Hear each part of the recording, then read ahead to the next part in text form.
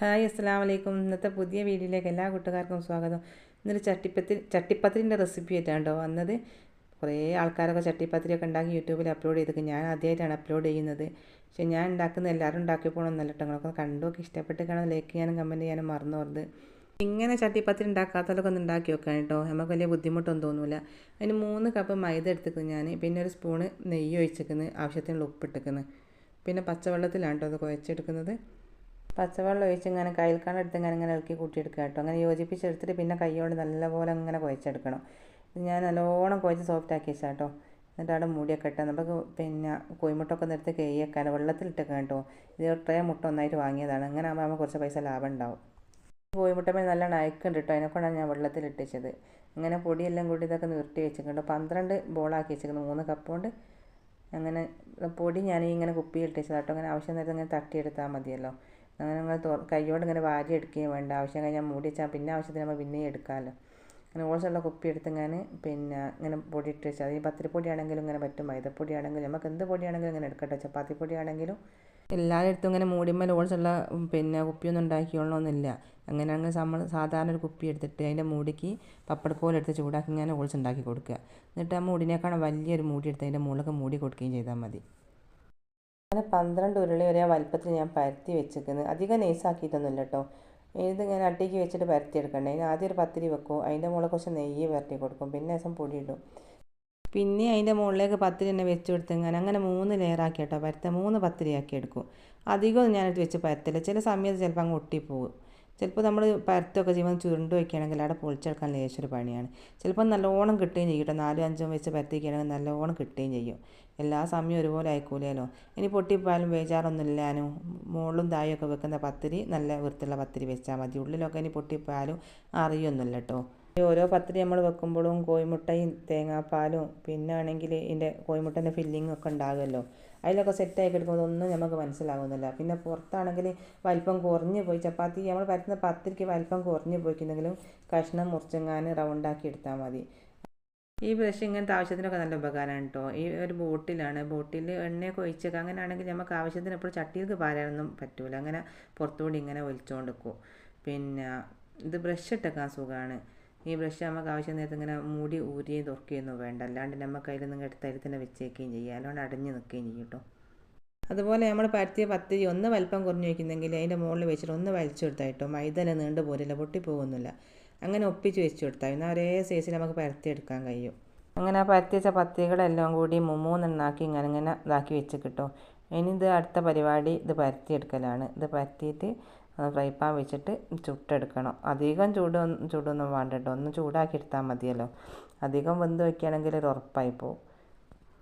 ഞാൻ ഇതിനെ കൊണ്ടാകുമ്പോലെ നെയ്സാക്കി പരത്തിയെടുത്ത് കിട്ടും. അധികം ഇങ്ങനെ പരത്തുമ്പോണ്ടല്ലോ അതിങ്ങനെ അടി ഇവിടെയൊക്കെ ഒട്ടിപ്പോവും. എന്നപ്പോൾ നമുക്ക് പൊളിച്ചെടുക്കാൻ നേച്ചൊരു പണിയാണ്.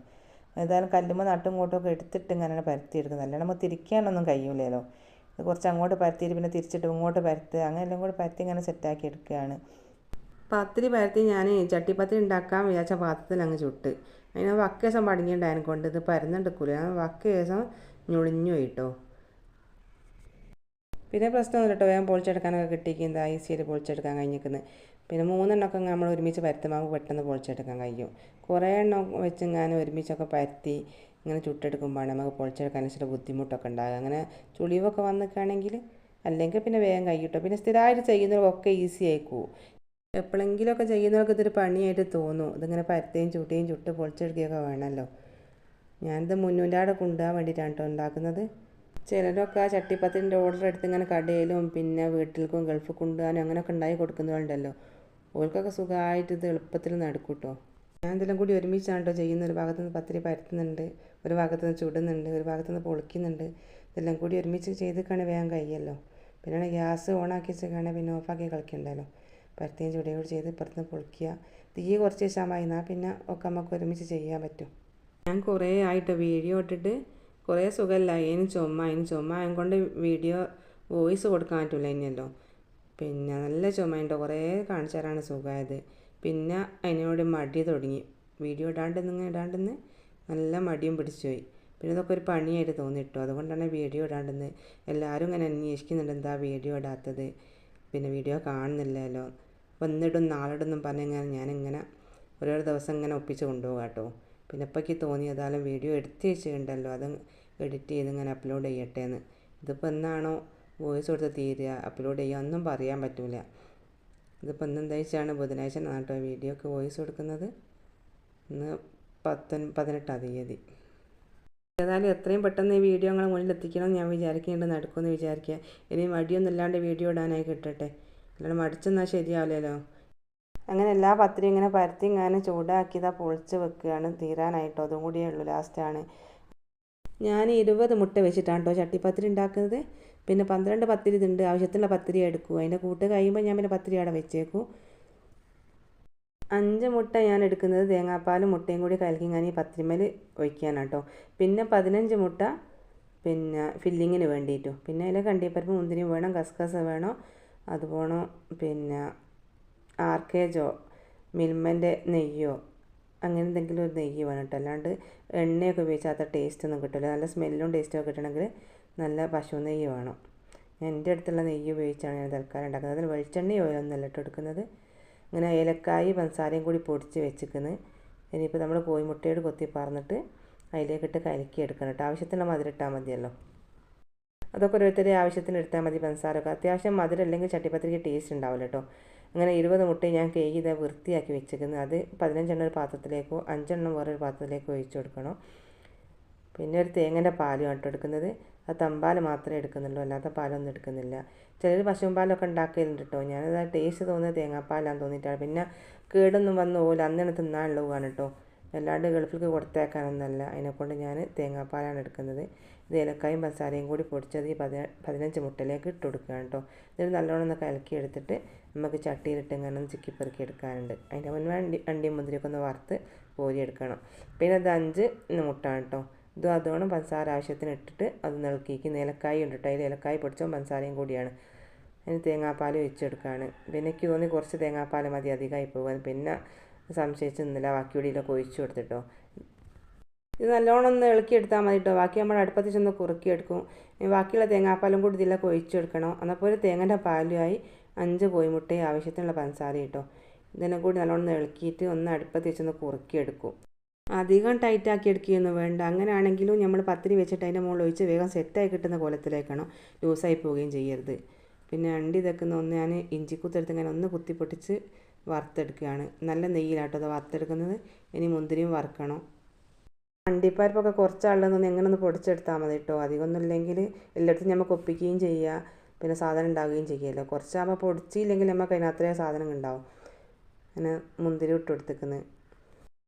അങ്ങനെ അണ്ടിയും മുന്തിരി വറുത്ത് കോരി വെച്ചിരിക്കുന്ന ഇനി കോഴിമുട്ടയും പഞ്ചസാരയും കൂടി ഇട്ടിങ്ങനെ നല്ലോണം ഇളക്കി യോജിപ്പിക്കണം. ഈ മിൽമേൻ്റെ നെയ്യിലാണ് കേട്ടോ ഞാനിത് ഉണ്ടാക്കുന്നത്. ഈ കസ്കസ് ഞാൻ വറുത്ത് വെച്ചതാണ്.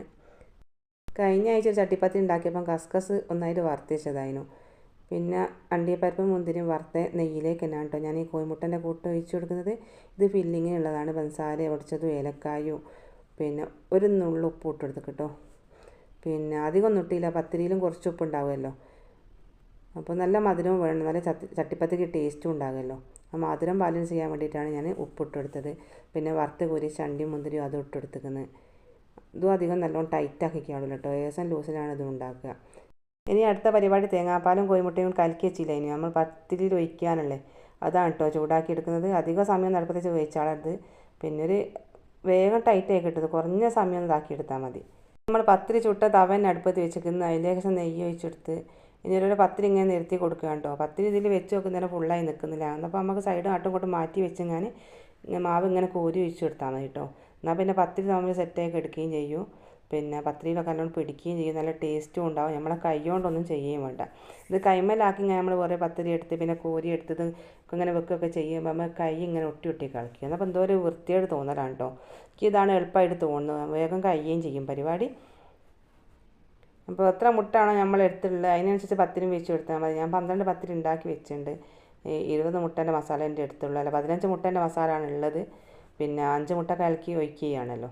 എന്നാൽ നല്ല ടേസ്റ്റ് ഉണ്ടോ. അങ്ങനെ ആകുമ്പോൾ കുറഞ്ഞ തീയിൽ ഇങ്ങനെ വേകുമ്പോൾ നല്ലോണം വെന്ത് കിട്ടുകയും നല്ലോണം ഒട്ടി കിട്ടുകയും ചെയ്യും. ഇത് നമ്മൾ മുക്കിയെടുക്കുമ്പോൾ മേശമ്മൽ ഉറ്റും, പിന്നെ ചിക്കൻ പത്തിരി പിടിക്കുകയില്ലല്ലോ. ഇങ്ങനെ ആകുമ്പോൾ പത്തിരി നല്ലോണം ഉണ്ടാവുകയും ചെയ്യും. അങ്ങനെ അത് ഫില്ല് ചെയ്യാത്ത ഭാഗത്തൊക്കെ എന്ത് ചെയ്യും, പത്തിരി അങ്ങോട്ടും ഇങ്ങോട്ടൊക്കെ നിരത്തി വെച്ച് ഇങ്ങനെ സെറ്റായി കൊടുക്കുക. പത്തിരി വലിപ്പം കുറവാണെങ്കിലും നമ്മളിങ്ങനെ അങ്ങോട്ടും ഇങ്ങോട്ടൊക്കെ നീക്കി വെച്ച് കൊടുത്താൽ മതി. ഫസ്റ്റ് വെച്ച പത്തിരിൻ്റെ മുകളിൽ ഞാൻ മുട്ടൻ്റെയും പിന്നെ തേങ്ങാപ്പാലിൽ ഇത് ഒഴിച്ചു കൊടുത്തില്ല കേട്ടോ. അത് പിന്നെ പത്തിരി ചെറിയ പത്തിരിയാണ് കൊണ്ട് പിന്നെ അടിയിൽ തന്നെ വേഗം കരിഞ്ഞു പോകുമല്ലോ. രണ്ടാമത്തെ പത്തിരി വെച്ചാൽ അതിൻ്റെ മുകളിലാണ് ഒഴിച്ചു കൊടുത്തത്. ഇങ്ങനെ എല്ലാ പത്തിരിയും ഇങ്ങനെ വെച്ച് ഞാൻ മസാല ഇടുന്നുണ്ട്. അതിൻ്റെ ഇടയിൽ തേങ്ങാപ്പാലും കോഴിമുട്ടൻ്റെ ഗ്രേവിയും അതും ഒഴിച്ചു കൊടുക്കുന്നുണ്ട്. പിന്നെ കസ്കസ് ഇട്ട് കൊടുത്തിരിക്കുന്നത്. അതിൻ്റെ ഇടയിൽ കുറച്ച് ആർക്കേജ് ഒഴിച്ചു കൊടുക്കുക. അങ്ങനെ മസാല ഒക്കെ തീർന്നു കേട്ടോ. ഫില്ലിങ്ങുള്ള സാധനമൊക്കെ തീർന്നിരിക്കുന്നത് അത് ലാസ്റ്റാണ്. ഇനി അതിൻ്റെ മുകളിൽ പത്തിരി വട്ടത്തിൽ വെച്ച് കൊടുത്തിട്ട് ആ ഭാഗമൊക്കെ ഒപ്പിക്കാനുണ്ടാകും. അപ്പോൾ കഷ്ണം മുറിച്ചിങ്ങാൻ ഗേപ്പ് അടിച്ചു കൊടുത്താൽ മതി കേട്ടോ. ഇങ്ങനെ ഒന്നും നമ്മൾ അറിയൊന്നുമില്ല. ഇതൊരു പത്തിരി ഇങ്ങനെ വെക്കുക. പിന്നെ സൈഡ് ഭാഗമൊക്കെ ഇങ്ങനെ കഷ്ണം മുറിച്ചിട്ട് ഇതിങ്ങനെ വെച്ച് കൊടുത്താൽ മതി. എന്നിട്ട് അതിൻ്റെ മുകളിൽ നമ്മൾ ആ ഗ്രേവി ഉണ്ടാകില്ല, നമ്മൾ ചൂടാക്കി വെച്ച പഞ്ചസാരയും കോഴിമുട്ടയും തേങ്ങാപ്പാലും കൂടി അതോടെയും ഫുള്ളും അങ്ങ് ഒഴിച്ച് കൊടുത്തിട്ടാണെങ്കിൽ സെറ്റായി കിട്ടും. അതിന് നടുവിൽ ആദ്യം കുറച്ച് ഹോൾസ് ഇട്ട് കൊടുക്കണം കേട്ടോ. എന്നാലേ ഈ ഒഴിക്കുന്ന ഗ്രേവി ഉള്ളിലേക്ക് ഇറങ്ങി കിട്ടും. മറ്റ് ഈ പത്തിരി പൊങ്ങി പോരും. പൊങ്ങി പോരുമ്പോൾ അത് ഒട്ടി നിൽക്കില്ല. ഇതിങ്ങനെ ഹോൾസ് ഇട്ട് കൊടുത്തേക്കാണെങ്കിൽ അങ്ങനെ പൊങ്ങി പോരില്ല, നല്ലോണം ഒട്ടിയുടെ കെടുക്കുകയും ചെയ്യും. ഇങ്ങനത്തെ ഒരു സ്പൂണോ കയ്യിലോ എടുത്തെങ്കിൽ നമ്മൾ അമർത്തി കൊടുക്കുകയോ ചെയ്ത് നല്ലോണം സെറ്റായി എടുക്കുക കേട്ടോ. പിന്നെ കസ്കസ് ഇട്ട് കൊടുത്തേക്കുന്നത്, കുറച്ച് നെയ്യ് ഒഴിച്ച് കൊടുത്തേക്കുന്നത്, പിന്നെ അണ്ടിയും മുന്തിരിയൊക്കെ അതിട്ട് കൊടുത്ത് ബാക്കിയുള്ള ഗ്രേവിയും കൂടി ഇതിൻ്റെ മുകളിലേക്ക് നല്ലോണം ഒഴിച്ച് കൊടുത്തേക്കെങ്കിൽ നല്ലോണം സെറ്റായി കിടക്കും കേട്ടോ. നമ്മൾ സൈഡൊക്കെ നമ്മളൊന്ന് അങ്ങനെ പ്രസ് ചെയ്ത് കൊടുത്താൽ മതി, നല്ലോണം ഒട്ടിയെടുക്കുക എടുക്കും. ഇത് കൈകൊണ്ടാക്കുന്നതാണോ അങ്ങനെ നമ്മൾ കൈകൊണ്ട് ഇങ്ങനെ മുക്കി വെച്ച് ഉണ്ടാക്കുന്നതാണോ നിങ്ങൾ ഉണ്ടാക്കി നോക്കിയിട്ടൊന്ന് കമൻറ്റ് ചെയ്യാണ്ട്. ഇതങ്ങനെ അടുപ്പത്ത് വെച്ച് അടിയിൽ ഞാൻ പത്തിരി തവ വെച്ച് കൊടുത്തിന്, മുകളിൽ ഞാൻ ആവി പാണ്ടിക്കാൻ ഇഞ്ചിക്കുത്തും വെച്ച് കൊടുത്ത് കേട്ടോ. അങ്ങനെ മറിച്ചിട്ടെടുത്തതാണ്. കുറേ സമയം അടുപ്പത്ത് വെച്ചിരിക്കുന്നു കേട്ടോ. അതിന് ശേഷം മറിച്ചിട്ട് പിന്നെ വേവിച്ച് പിന്നെയും തിരിച്ചിട്ട് അങ്ങനെയൊക്കെ ആക്കി എടുക്കണം. കരിഞ്ഞും പോയത് വേഗം വേണമല്ലോ. നമ്മൾ അടിയിൽ തവ വെച്ച് കൊടുത്തിട്ടെങ്കിലും സിമ്മിലാക്കിയിടണം കേട്ടോ ഗ്യാസ്. അല്ലാണ്ട് വേഗം കരിഞ്ഞും വേഗം വേണമല്ലോ, സെറ്റായി കിട്ടണമല്ലോ. വെന്തിക്കെങ്കിലും നമുക്കൊന്ന് സെറ്റാക്കി എടുക്കണമെങ്കിൽ തീയും ചൂടും ആവശ്യമാണാനും.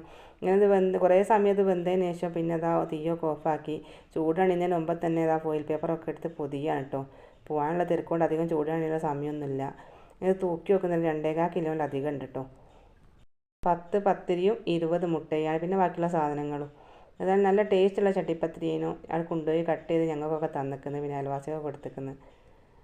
വലിയ ചട്ടിപ്പത്തിരി വേണം കേട്ടോ. അതൊക്കെയാണ് നമ്മുടെ വിശേഷങ്ങൾ. വീഡിയോ കണ്ട് ഇഷ്ടപ്പെട്ട് കാണാൻ ലൈക്ക് ചെയ്യാനും കമൻറ്റ് ചെയ്യാനും ഷെയർ ചെയ്യാനും മറന്നു വരുത്.